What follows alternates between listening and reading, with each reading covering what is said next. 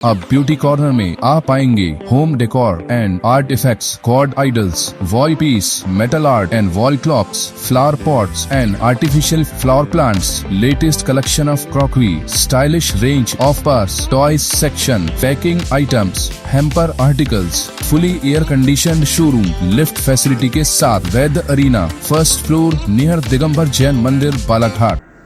बालाघाट शहर में शराब दुकानों को लेकर हो रहा विरोध और इसमें महिलाओं की भूमिका ने जिला प्रशासन को भी सोचने पर मजबूर कर दिया है।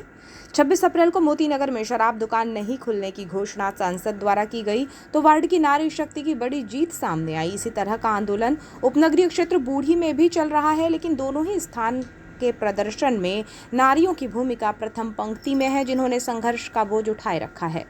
मोती नगर चौक में महिलाएं काफी हद तक सुरक्षित थीं, लेकिन बूढ़ी क्षेत्र में परिस्थितियां बहुत ज्यादा विपरीत हैं। फिर भी महिलाओं का संघर्ष लाठी डंडों की धमक से शराबियों में खौफ भर रहा है।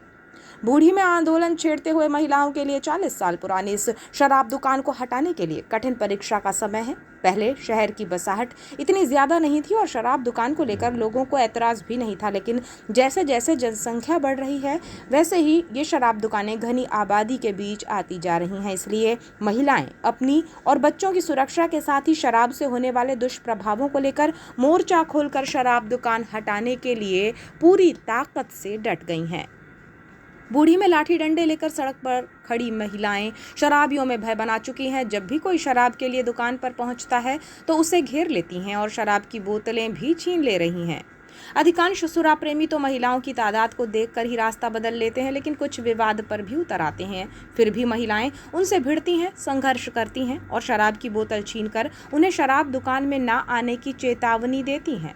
महिलाओं ने चर्चा में बताया कि उनका विवाद शराब विक्रेता से नहीं है, बल्कि प्रशासन को चाहिए कि आबादी के बीच इस शराब दुकान को ना रखा जाए और इसे हटाया जाए। इसलिए वार्ड की महिलाओं ने ये बीड़ा उठाया है और जब तक शराब दुकान नहीं हटाई जाती है संघर्ष जारी रहेगा। इस लड़ाई में महिलाएं ही नहीं बल्कि बच्चे और जागरूक नागरिक भी महिलाओं के साथ नजर आ रहे हैं।